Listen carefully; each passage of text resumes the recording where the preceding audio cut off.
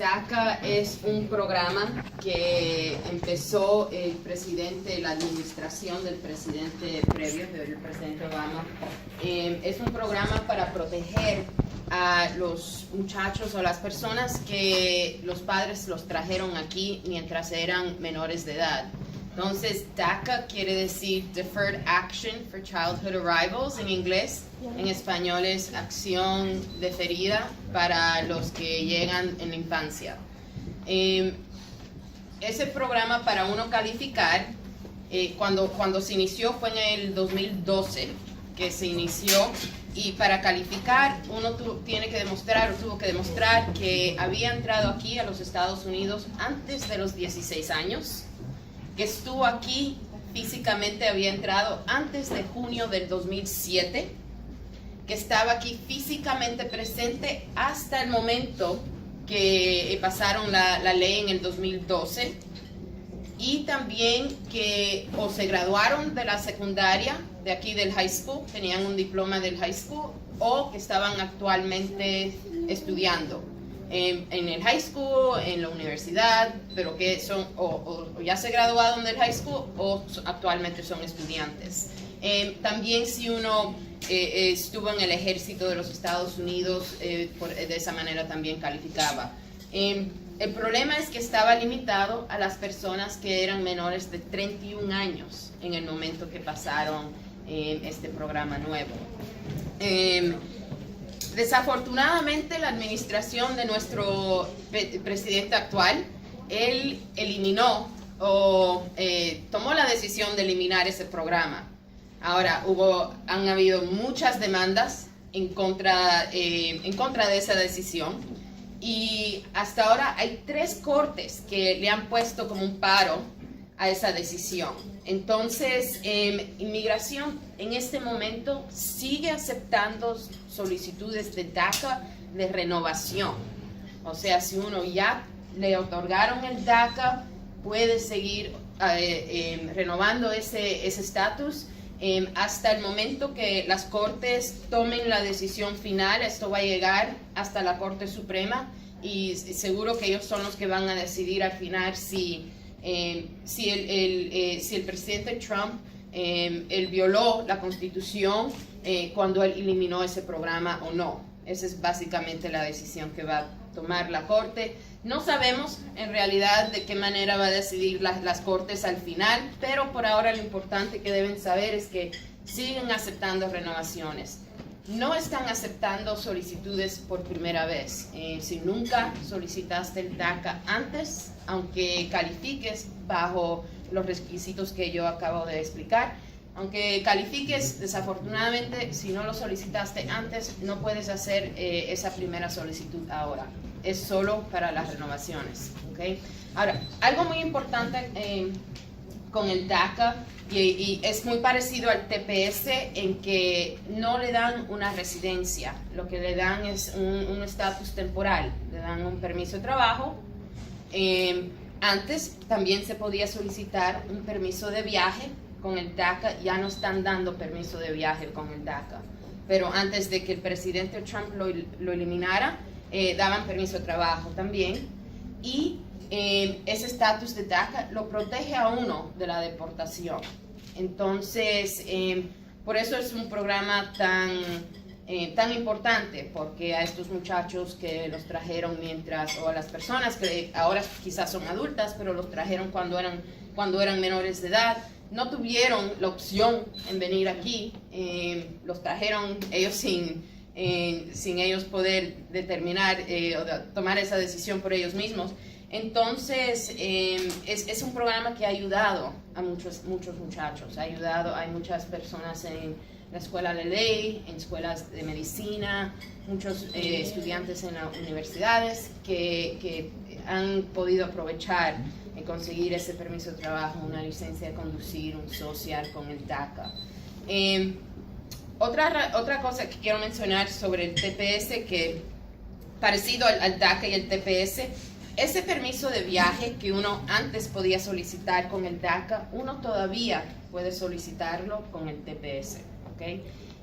Eso es un beneficio importante, porque para uno calificar para una residencia a través de ciertos familiares, tuvo que haber entrado legalmente al país. ¿Okay? Entonces, la mayoría de las personas que están aquí, no la mayoría, muchos, como mitad de las personas que están indocumentadas, entraron por la frontera.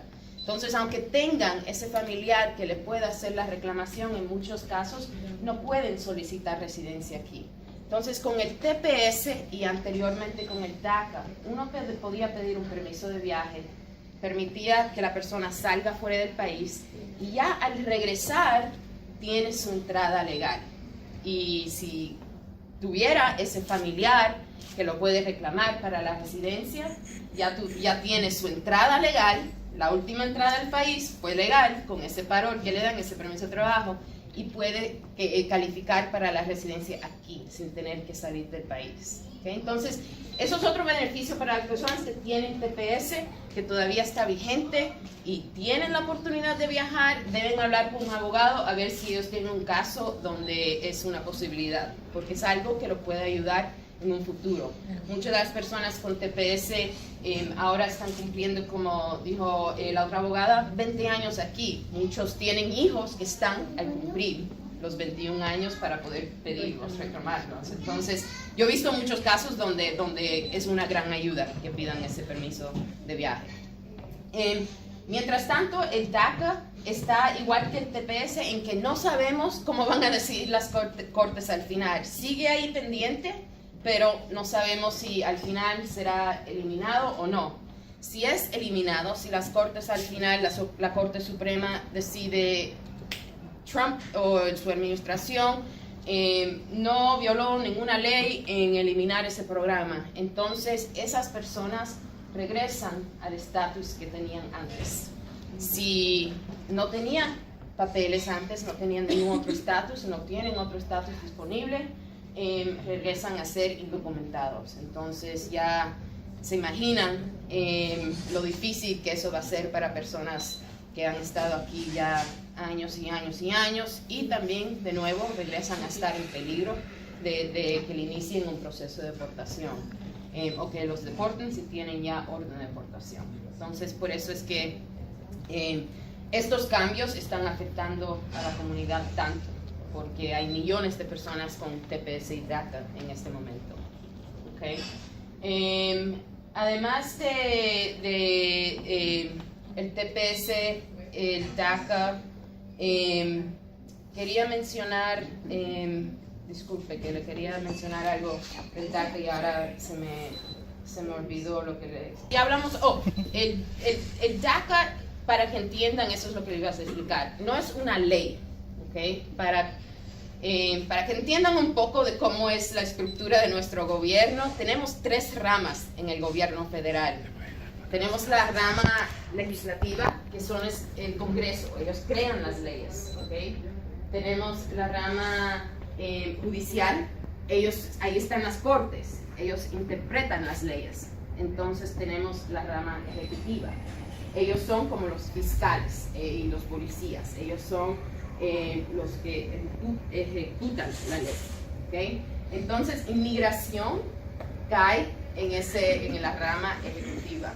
Son como la oficina de inmigración, son como los fiscales de lo que es las leyes de inmigración, ¿okay? Como fiscales, ellos tienen mucha discreción a quién ponen en proceso de deportación, si inician un proceso en contra de alguien, si ya está iniciado el proceso, ellos tienen la discreción de parar ese proceso. Si alguien ya tiene orden de deportación, ellos tienen derecho de darle como una estadía aquí temporal a pesar de la orden de deportación. Entonces, ellos tienen mucha discreción. El DACA es como un tipo de discreción. Ellos están utilizando esa discreción como fiscales para decir, no vamos a deportar a este grupo de personas. Los vamos a ponerlos en lo último de la lista de personas que están aquí indocumentadas. Entonces, es un tema muy importante porque eso también ha cambiado mucho con inmigración hoy día. La discreción que los fiscales utilizan para iniciar el proceso de deportación, para parar un proceso de deportación y para cuando la persona ya tiene orden de deportación, si la van a físicamente deportar o no. Cuando uno escucha en las noticias de personas que llegan, que van a su entrevista o van a la oficina de inmigración y los agarran y los deportan, en muchos casos son personas que ya tenían una orden de deportación antigua y el gobierno anteriormente le daba como una estadía aquí temporal. Y esas personas tenían que reportarse con la oficina de deportación de vez en cuando y le daban una extensión cada año, cada 2 años, hasta le daban permiso de trabajo. ¿Okay? Entró la administración nueva y ellos dijeron, ya no más, ya no vamos a utilizar nuestra discreción para ayudar a nadie. No importa que ya esté aquí hace 20 años, que tenga hijos, que tenga propiedades, trabajo. Si estás en una de estas órdenes de supervisión, donde uno se está reportando porque tiene una orden antigua, ahora lo que están haciendo es que le están avisando a esas personas cuando se reportan de que prepárense, que ya vamos a darle efecto a esta orden de deportación. Eso ha sido uno de los cambios más grandes entre la administración antigua y esta administración, de que antes utilizaban su discreción a dejar a las personas aquí que no se consideraban prioridades de deportación. Y habían unas categorías blanca y negra, bien específica de quién era prioridad o no. Si tenías ciertos delitos, si entraste al país después de cierta fecha, eres una prioridad para nosotros. Y en esos casos ellos sí lo iban a buscar a uno o intentaban de deportarlo a uno. Pero si no eras prioridad, como abogados, nosotros le podíamos pedir al fiscal, ya cuando uno está en la corte, le podíamos pedir a ese fiscal, mira, esta persona no cae en ninguna de estas categorías de prioridad, vamos a cerrar el caso. Y ellos se ponían de acuerdo. Y era un alivio que antes tenía disponible la gente en el proceso de deportación, que en realidad ya no existe. Es casi imposible que le den a uno ese tipo de discreción positiva que antes uno tenía. Entonces, para que entiendan que eso es el gran cambio, o uno de los grandes cambios entre la otra administración, y por eso es que ves en las noticias tanto de que están deteniendo a tanta persona, aunque no tengan historial criminal, que están deteniendo y deportando a la gente, es por eso, porque ellos ahora consideran que toda persona que está aquí indocumentada es una prioridad para la deportación. Y antes eran unas categorías bien específicas. ¿Okay?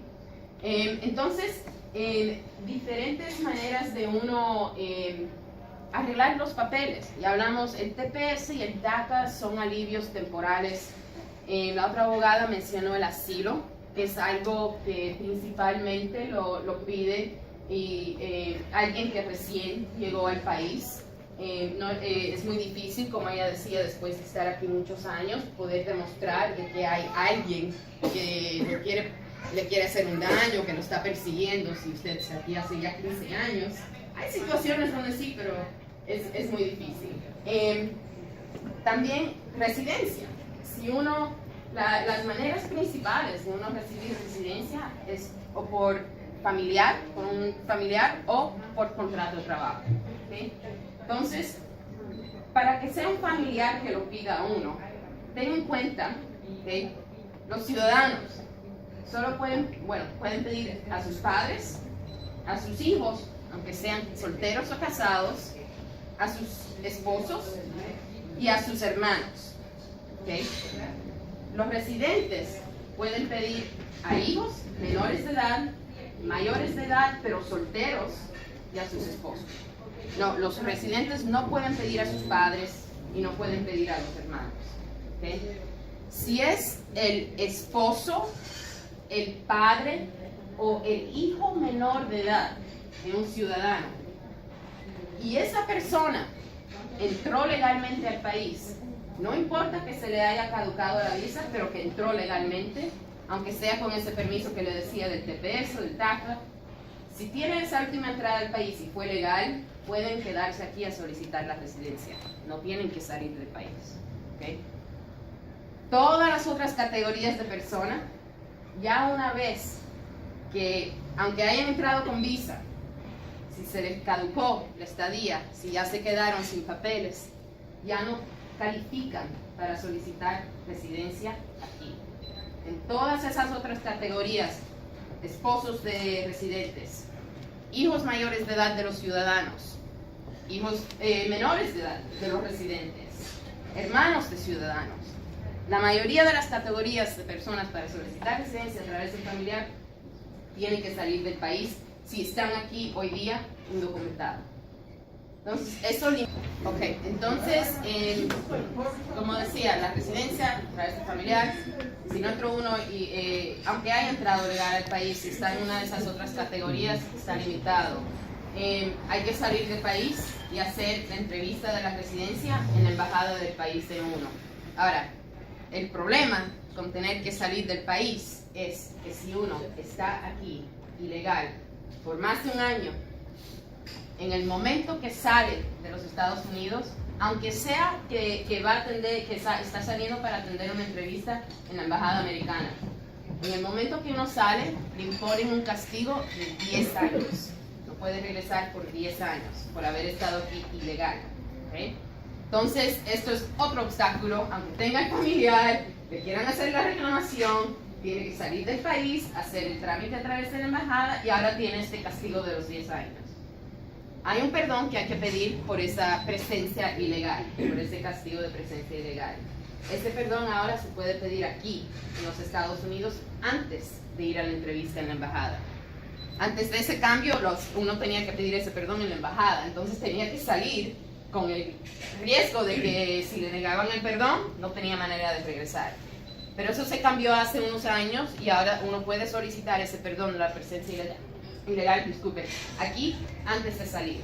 Si le aprueban ese perdón, entonces uno puede salir a su entrevista en la embajada sin riesgo de que le vayan a negar por ese castigo de los 10 años. Si tiene algo en su historial que lo descalifica de todas maneras, eso sí le pueden negar por eso, pero no tiene ya que preocuparse del castigo de los 10 años. Entonces, ese cambio ha ayudado a mucha gente, porque antes la gente no salía, no tomaba el riesgo de que no podían regresar si le negaban el perdón. Ahora por lo menos uno puede conseguir esa decisión aquí antes de salir. ¿Sí? Entonces hay ahí un poco de posibilidad. Por contrato de trabajo, sumamente difícil porque ya una vez que uno se queda sin estatus legal, o sea, desde el momento que ya queda indocumentado, está descalificado de conseguir contrato de trabajo, conseguir residencia a través de contrato de trabajo. ¿Okay? Entonces, la mayoría de la gente que está aquí indocumentada, aunque tengan un patrón que los quiera ayudar, que los quiera reclamar, no tienen posibilidad de solicitar residencia. Para solicitar esa residencia, están obligados a salir del país y hacer el trámite a través de la embajada. Y otra vez, le ponen el castigo y tienen que pedir un perdón por ese castigo. Ahora, ese perdón, para calificar, solo los esposos y los padres, que son residentes o ciudadanos, lo califican a uno. Si uno tiene un niño nacido aquí, ese niño no lo califica para ese perdón. No tiene sentido la ley. Obviamente, para mí tiene más sentido que consideren el sufrimiento a un niño que no a un padre, un esposo, pero así está escrita la ley. Entonces, aunque si uno está en esa posición donde tiene que salir del país a hacer el trámite a través de la embajada, necesita un esposo residente ciudadano o un padre residente ciudadano para calificar para ese perdón. Entonces, aún más obstáculos para conseguir residencia. ¿Okay? Antes, lo voy a mencionar brevemente por si acaso alguien de casualidad todavía califica. Antes había una ley que se llama la 245I, y eso permitía que una persona, aunque haya entrado ilegal, aunque esté ilegal, podía solicitar residencia por familiar, cualquier familiar, o por contrato de trabajo, y podía hacerlo aquí sin tener que pedir perdón ni nada, con tal de que pagaron una multa de $1,000. Esa ley se venció el 30 de abril del 2001.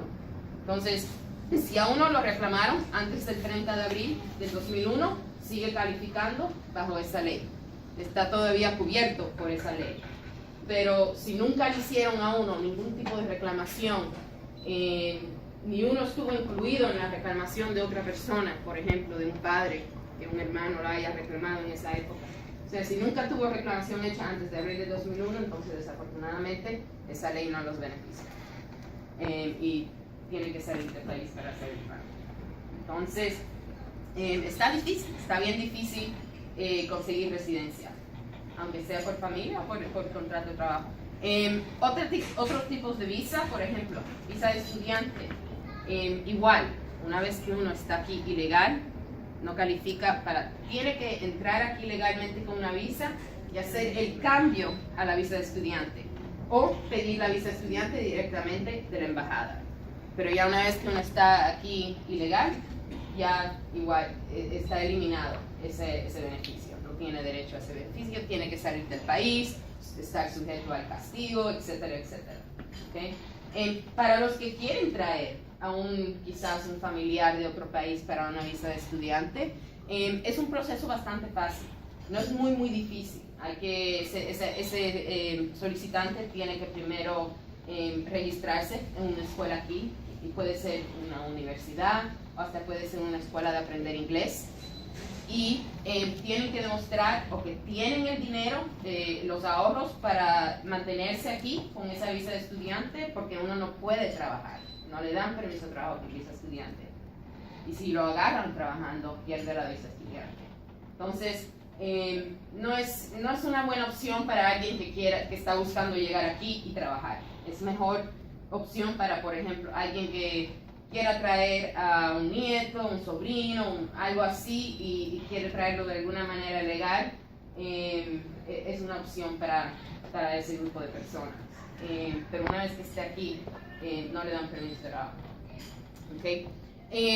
Y todas las visas de trabajo básicamente son así parecidas. Hay que pedirlos a través de la embajada.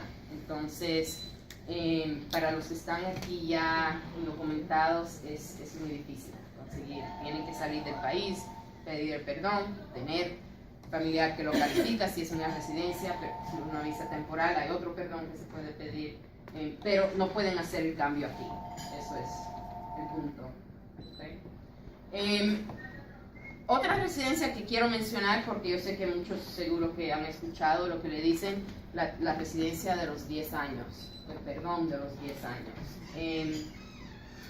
Eso es un alivio que tienen disponible las personas cuando ya están frente a un juez en proceso de deportación. Esta residencia no se le puede pedir directamente a inmigración. ¿Okay? Entonces no es como una residencia a través de una reclamación de familia, donde es con la oficina de inmigración, el servicio de inmigración, que uno presenta la solicitud. Para esta residencia de los 10 años, es frente al juez que uno lo solicita. Y si uno no está actualmente en proceso de deportación, pero quiere solicitar ese beneficio, la residencia de los 10 años, lo que algunos abogados hacen es que presentan una solicitud de asilo, ¿okay? Para que entonces el asilo, como les hemos explicado varias veces, después de estar aquí muchos años, se lo niegan a uno. Cuando el asilo es negado por la Oficina de Inmigración, automáticamente mandan ese caso a la corte. Entonces, lo que muchos abogados han hecho en los últimos años es que han presentado una solicitud de asilo, le llega el permiso de trabajo a la persona, se queda muy feliz, y después cuando llegue el momento, antes se demoraba una entrevista de asilo como 3 años. Entonces a la persona le seguían renovando el permiso y esta persona ya está cómoda, ya tiene su licencia, su social por años. Pero llega ese momento cuando se tiene que presentar a la entrevista de asilo. Y lo más probable es que le van a negar. A veces a la persona ni se presenta. Porque el propósito es que nieguen el caso de asilo y manden el caso a la corte. Y ahí, cuando el caso ya está en la corte, uno retira la solicitud de asilo y presenta la de los 10 años, la residencia de los 10 años. ¿Por qué lo hacen de esta manera? Como lo expliqué, solo se puede presentar en la corte frente a un juez. Y esta es la manera que los abogados conseguían que le iniciaran un proceso de deportación al solicitante. ¿Okay? mientras ese caso está en la corte, a uno le siguen renovando el permiso de trabajo. Entonces ahora ya estamos quizás 3 años esperando la cita de asilo. Otros 3, 4 años el caso en la corte pendiente. Y uno sigue con el permiso de trabajo. Y piensa que las cosas van muy bien. Pero muchas veces los abogados no les explican bien el riesgo que hay en hacer esto. Porque va a llegar ese día del juicio. Y en ese día el juez va a determinar si te da esa residencia de los 10 años o no. Y si no te la da, te ordena deportado. ¿Okay? Y ahora, el riesgo es grande porque es muy, muy difícil de conseguir esa residencia de los 10 años. Para que le den a uno esa residencia, tiene que comprobar que tiene un padre, un hijo o un esposo, para este perdón así cuentan los hijos, y que ese familiar sufriría excepcionalmente si a uno no le dan ese perdón. ¿Okay? Ellos consideran de que toda persona, toda familia en esa situación va a sufrir si están separados por la deportación.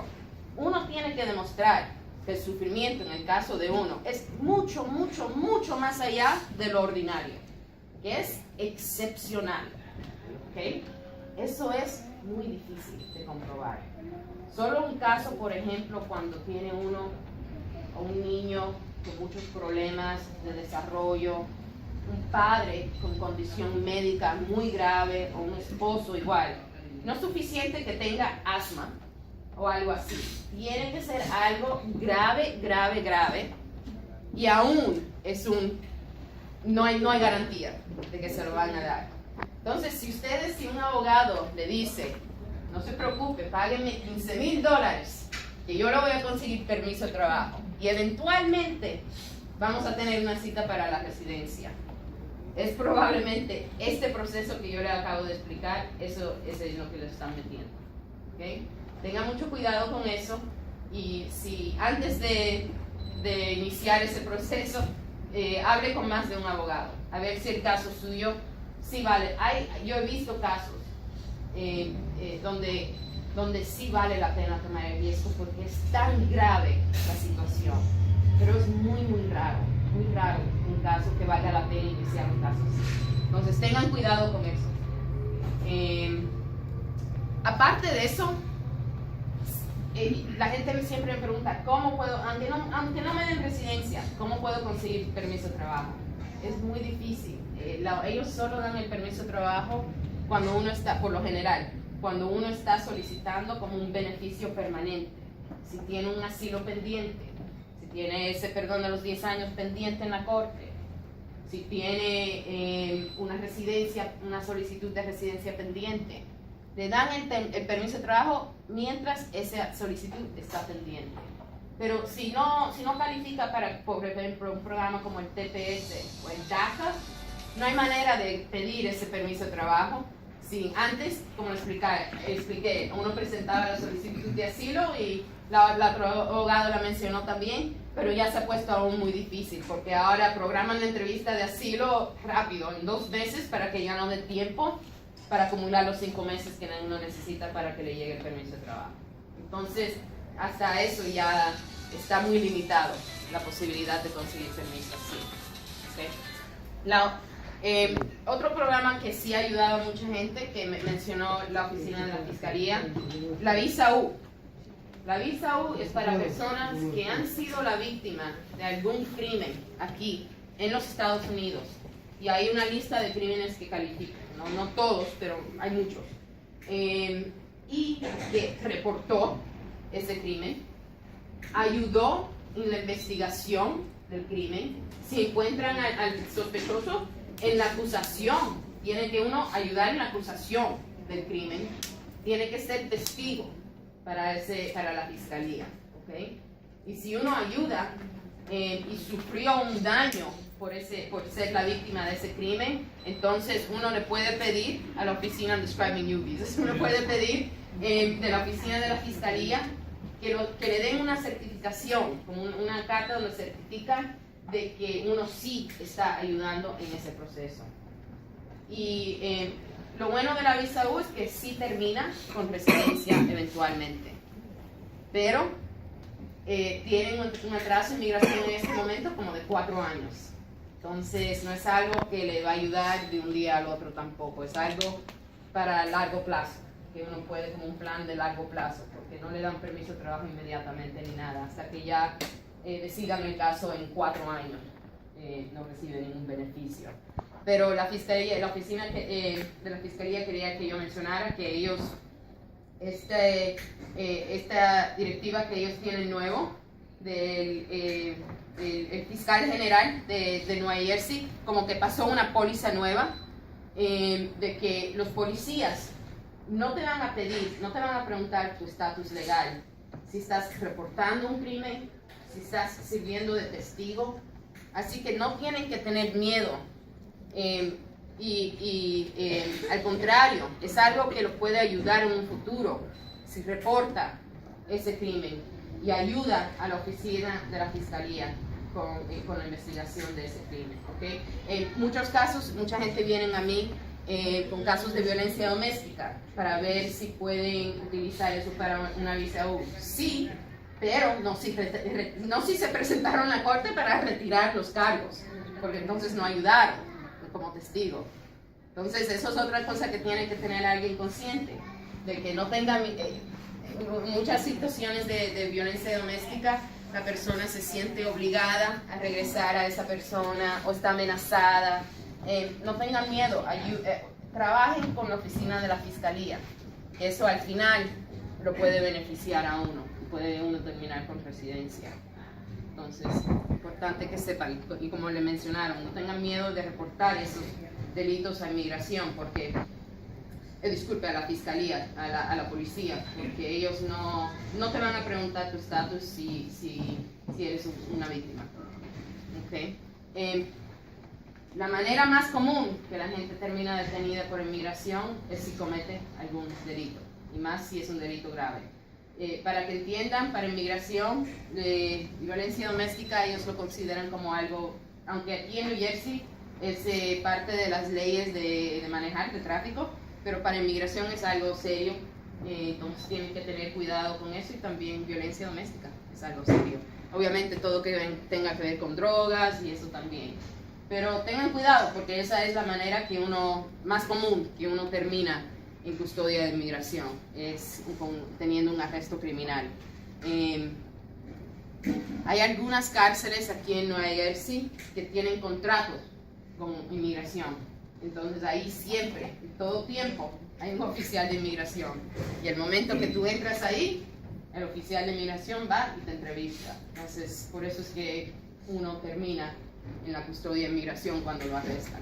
¿Okay? Ellos, cada vez que a uno le toman huellas en una estación de policía, va a un sistema nacional del FBI, inmediatamente inmigración es alertada que alguien lo cogieron preso y que esa persona no nació en los Estados Unidos, y ahí es cuando empieza a investigar.